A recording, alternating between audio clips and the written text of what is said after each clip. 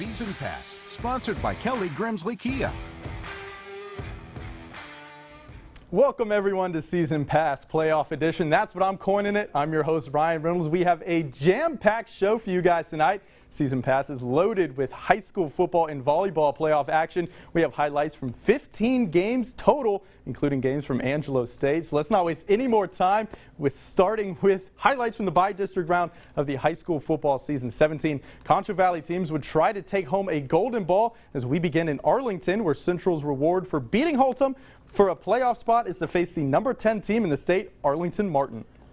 The Central Bobcats taking on number 10 Arlington Martin. It's win or go home season, and this thing got out of hand quickly. First quarter, Malachi Brown scrambling, trying to find someone, throws it up, and it's picked by Mikhail Carradine, and he has a lot of running room. To the house he goes. Warriors lead 10-0. Next Central possession, Brown decides to keep it himself, trying to find some running room, and he coughs up the football. Puts it on the turf. Arlington Martin comes away with it, and that leads to another Warriors touchdown. Zach Mundell runs it in, and the Bobcats are in trouble. They trail 17-0. Head coach Brent Davis just trying to find an answer to slow down that offense. Second quarter, Arlington Martin just piling it on. Dwayne Williams takes the pitch to the 1-yard line, and then Mundell with the quarterback sneak, his second rushing touchdown of the game, brings the score to 24-0 Warriors. Arlington Martin would lead 41-0 at the half, and Central just didn't have an answer. The Bobcats fall 69-0. Central's season is over. Lakeview taking on Clint in the bi-district round. The Chiefs trying to snap a 7-game losing streak. First quarter, Clint's Brandon Katina muscles into the end zone. Clint gets on the board first, 7-0. And then on the other end, Lakeview, they're trying to respond. Albert Rodriguez throws it deep to the corner of the end zone to Johnny Espinoza. He hauls it in for the score, and then a bad snap would lead to a missed PAT. So Clint still on top, 7-6. There would be no golden ball for Lakeview. The Chiefs fall to Clint 34-21. Lakeview ends their season losing 8 straight games. The Wall Hawks came into Friday's first round of the postseason a bit banged up, but holding on to that #1 ranking in Class 3A Division I. The Hawks had a tough matchup with Boyd, who plays a similar style of grinded-out football.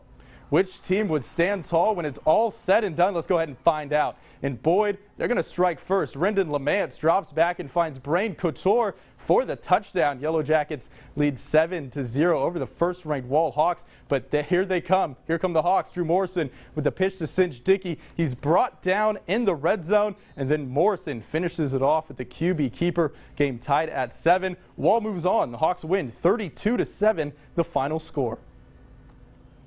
And that pairs them with Shallow Water in the area round. The #1 Wall Hawks taking on the Mustangs on Friday at 7 p.m. That one in Tiger Stadium in Snyder. Christoval taking on Cross Plains in back-to-back years in the bi-district round. We saw a lot of rematches in the first round this season. First quarter, Buffaloes in Cougars territory. Going for it on 4th down, Carson Allen with the keeper. He picks it up. Let's go ahead and move those chains down the field. 2 plays later, Allen would cap off the drive with a QB sneak. Cross Plains strikes first, 7-0. They lead early on, but here comes Braden Wilcox in the Cougars' second quarter, going for it on 4th down. Wilcox finds his man Josh Fava on the screen. They measure it. He gets the first down. Flash forward to later in the drive. Wilcox hits Bo Jolly on the quick pass. Jolly steps into the end zone. Game knotted at 7. Next Cougars possession, Wilcox, the human highlight reel, showing off his speed. No one touches him. That's 6 points. The Cougars take their first lead of the game. They would go on to beat Cross Plains for the 4th time in 2 seasons, 28-14 the final. They're on to the area round. Cross Plains is a great football team. You know, they play in a very tough district, one of the toughest districts in the state of Texas, and you can't take anybody for granted out of that district. You know, and I knew they were going to come out tough. You know, we played them 3 prior times, and you know, talking to Coach Purvis before the game, you know, I said I have no idea what you're going to do. You know, I've seen everything you got. You know, and sure enough, he came out in something we hadn't seen in any other previous matches. Otho talking about seeing something he hasn't seen. Well, here's another case of that. Christoval taking on a top 5 team in Wellington in the area round. The Cougars in Skyrockets duking it out for a golden ball at the classic Mustang Bowl in Sweetwater. Mark your calendars, ladies and gentlemen. Friday at 7 p.m. for that one. Miles Bulldogs taking on 8th-ranked Albany out in Brownwood for bi-district action first quarter. And we have a special teams touchdown. Take a look at this. Blaine Kaga He's going to field the punt for Albany, and he returns it to the lost and found. A touchdown for the Lions. They lead 6-0 over Miles as he shakes and bakes his way through the Bulldogs special teams unit. An impressive score, really, for Kaiga. So let's go ahead and go to the next possession. How would Miles respond? Ben West connects with Cade Nevy for the touchdown. 13-0 Albany continuing to pile it on, and this wouldn't be much of a contest. Ensuing drive by Miles. Wide receiver screen. Jeb Becker strips the ball, picked up by Robert Bailey and taken the other way for 6. 20-0 now. Albany all over Miles, and the Bulldogs season comes to an end. They fall to Albany 56-7, the final score. Taking a look at some other scores from the by-district round, and this first one is an upset. 4-6 Childress ends Ballinger's season 13-7, the final in that one. No golden ball for the Bearcats. Menard and number 5 Hamlin, the Pied Pipers, one of my favorite names actually. They down Menard 64-16. The Yellow Jackets finished with a 3-8 overall record. Number 9 Mason. They advance to the area round. The Punchers defeat Thrall 41-20 and will face Weimar next Friday at 7 p.m. Tiger Stadium in Dripping Springs, the location for that one. And then Junction, not really the ending they were hoping for, but it was against a tough team. Junction's season is over at the hands of number 7 Holland, 73-14. So Wall and Cristoval advance to the area round. Coming up on Season Pass, we check in with El Dorado, Ozona, Sterling City, and Blackwell. Don't go anywhere. Season Pass will be right back.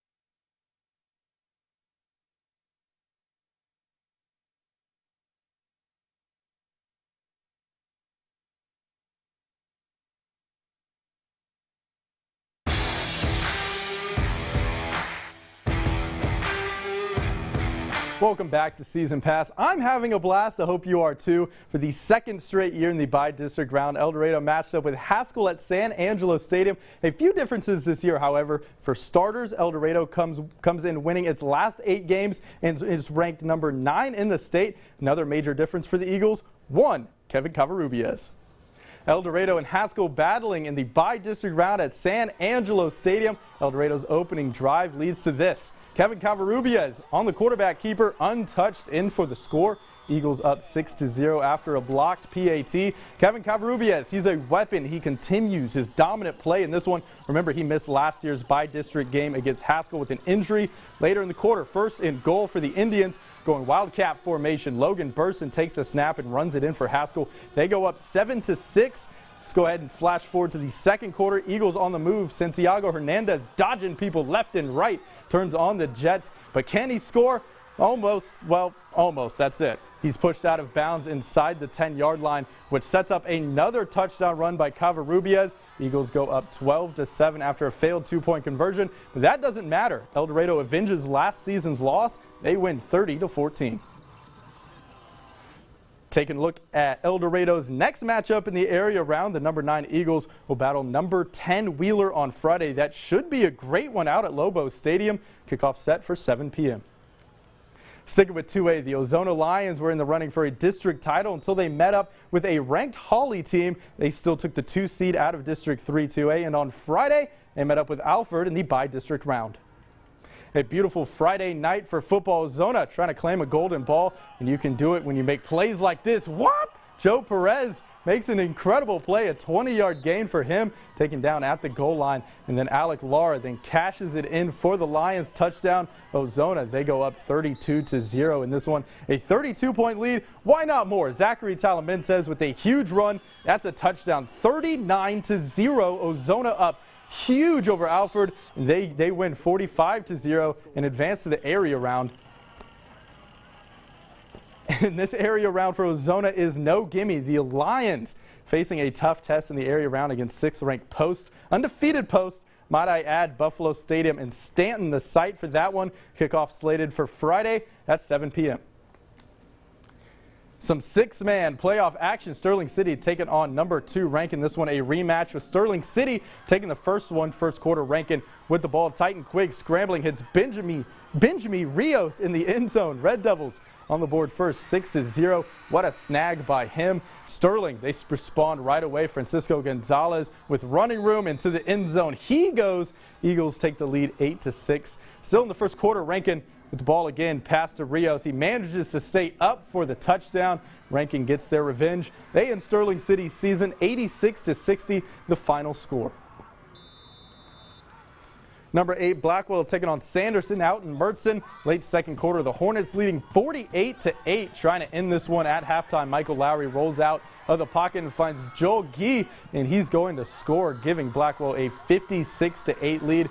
Those two have had a connection all season long, and they weren't done. Jared McMurtry gets the handoff, following his blocks perfectly, and no one is going to catch him. 64-8 the score now after an Eagles touchdown at 64-16. Trying the onsides to keep it going past halftime, and the Hornets coming up with it. They take the knee and run out the clock. Blackwell wins 64-16. They're on to the next round. Will they face Throckmorton on Friday in Baird.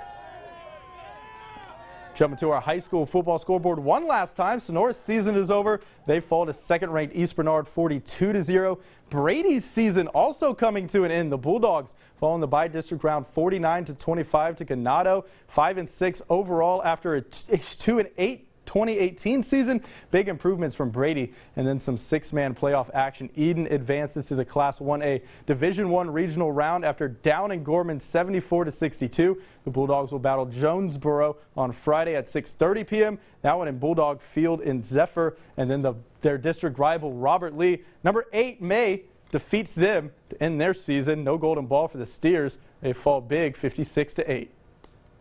Which brings us to the end of the bi-district round for high school football. Out of the 17 Concho Valley teams that entered the postseason, only 7 teams punched their ticket to the area round. Let's look back at it all in the final Concho Valley rewind of the season. Enjoy.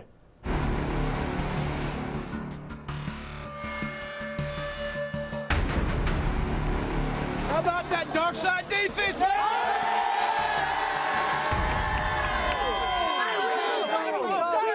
Not stop, baby, let's go!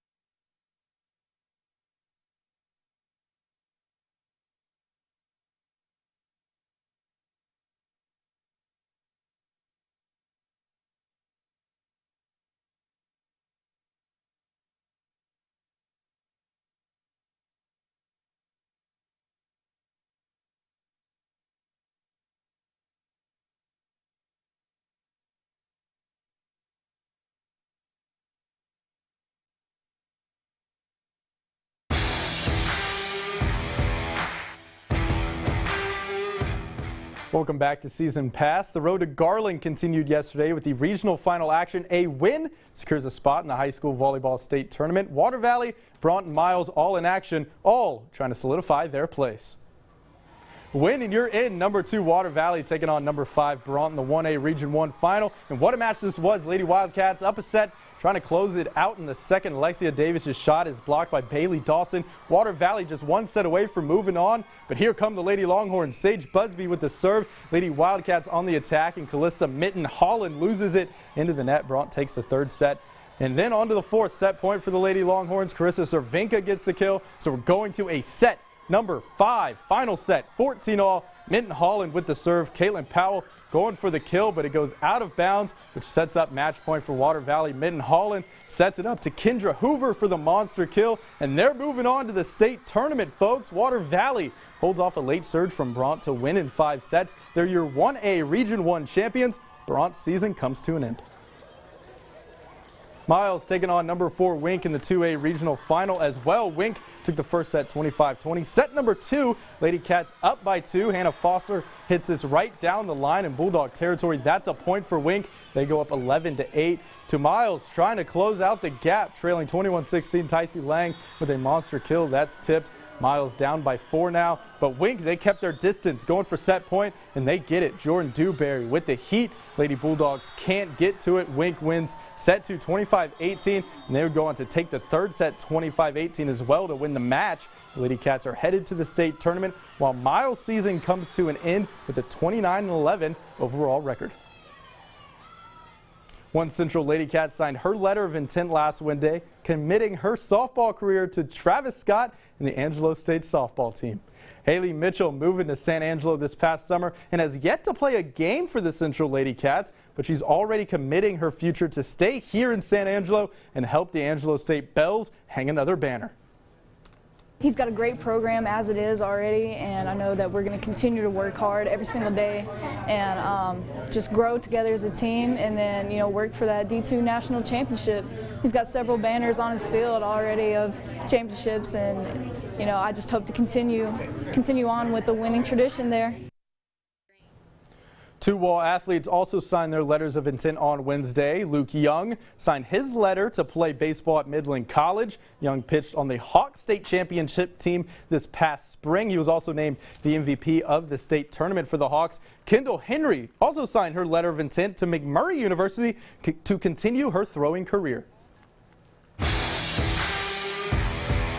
Coming up next on Season Pass, we take a deep dive into Angelo State athletics. The Bells soccer team competed in the LSC tournament, and both ASU football and volleyball wrapped up the regular season. Stay tuned.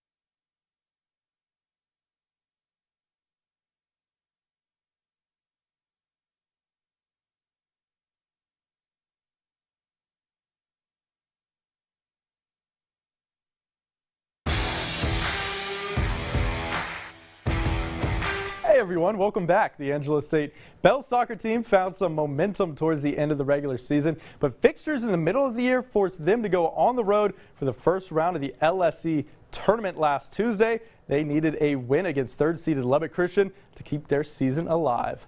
And it was a chilly day in Lubbock. Bells, Lady Chaps, win or go home. Skip to the second half. Both teams with great opportunities. 52nd minute, LCU's Holly Wyndham passes to Haley Next, who fires it, and it goes over the net. The match remains scoreless. 87th minute, Trinity Scott with a great pass inside the box, but into the hands of Hannah Wise. A great scoring opportunity. Missed for Angelo State. Only 8 shots for the Bells to LCU's 19, and this one would go to penalty kicks to decide the winner. Lady Chaps lead PKs 2-1. Avery McNamee's shot goes off the post. LCU keeps a hold of that lead. LCU with a 4-3 lead now. Kyra Miller comes up with a big save, blocks Adrian Almodov's shot. Last chance for ASU right here. Lady Chaps with a 5-4 edge. Hannah Wise gets a hand in front of Chloe Souza's shot, and that is game. Lubbock Christian ends Angelo State's season in the LSC quarterfinals. Lady Chaps win 5-4 on penalty kicks.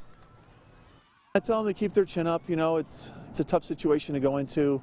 Penalty kicks aren't fair. It's not a fair representation of what happened in the game or anything. It's just, at the end, it's just to make a penalty kick or don't. And, you know, it's difficult. It'll be tough for Avery. I'm sure it'll stick with Avery for a while, stick with Chloe for a while, the girls that didn't score their penalty kick. You know, and it'll give them hopefully motivation to get out there and practice them and get really good at them and get confident with them. And we've spent some time practicing them before, but yeah, it's a tough thing. I mean, it's not a fair way. I think we did what we could in the game. We created some good chances at the end of the second half, just before we went to overtime. And unfortunately, we just don't get on the end of it. And those chances are the ones that, you know, we'll be thinking about for a while probably. And here come the Bells. They're closing out the regular season yesterday against DBU. And look at that kill from Sandera Chin. We've seen that one all season long. And then here we go, another one. Sophia Berg hammers it home. And the Bells, they win this one in 4 sets. Angelo State pumped up before the game. Let's get these highlights started. Not a lot of scoring in the first quarter. Payne Sullins connects with Kellen Patchett for the short gain. That led to a 42-yard field goal by Connor Flanagan. Later in the corner, and this would be the only touchdown of the first half, Miklo Smalls takes the QB draw in for 6. Lions lead 7-3, and that would be your halftime score. This thing would actually be a game of missed opportunities for the Rams offense. Commerce scored late to bring it to 17-3, and that would be the final. The Rams dropped the season finale and have been eliminated from the playoffs.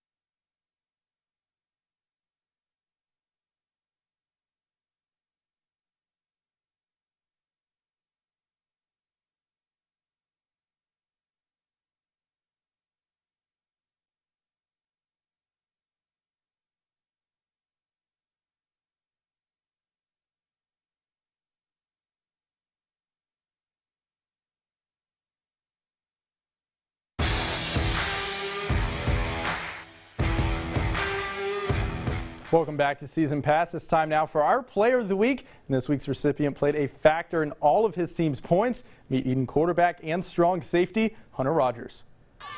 Since freshman year, I've grown a lot and got a lot better and faster. I used to be so slow. 6'5", coordinated and filled with talent, Eden's Hunter Rogers is a prototype to the game of six-man football, and he can do it all. Rogers accounted for all of Eden's 10 touchdowns as the Bulldogs secured their first Golden Ball since 1994, and last Friday's 74-62 win over Gorman. The junior completed 73% of his passes for for 286 yards and 5 touchdowns. He also carried the ball 9 times for 78 yards and 3 more scores. In addition, Rodgers showcased his ability by adding 2 receiving touchdowns on 4 receptions. And if you think that wasn't enough, Rodgers continued his dominant play on the other side of the ball and tallied 10 tackles and 1 interception to shut down Gorman's offense. Eden will take on one-loss Jonesboro in the Class 1A Division I Regional Round on Friday at 6:30 p.m. That one will be played in Zephyr. For a list of Rodgers' season stats, visit ConchoValleyHomepage.com. He earned his E during 2-a-days, and now he's this week's KLST Player of the Week. Player of the Week is sponsored by Southwest Pools and Spas. Touching on some NFL action this week, the Dallas Cowboys, they defeat the Detroit Lions. Dak Prescott throws for 444 yards and 4 touchdowns, 0 interceptions for Dak Prescott. And then the Texans, they fall to the Baltimore Ravens on the road, coming off a bye week, 41-7. That one's supposed to be a game of the week. Deshaun Watson held to 160-plus yards. So a complete stomping for the Ravens there. Hey, we pretty much ran out of time. You can go ahead and check out all of our content on ConchoValleyHomepage.com. We'll be right back here next week. Good night, Concho Valley.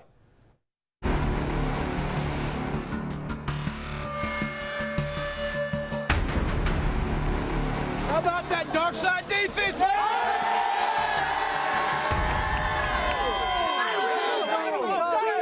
Not stop, baby. Let's go.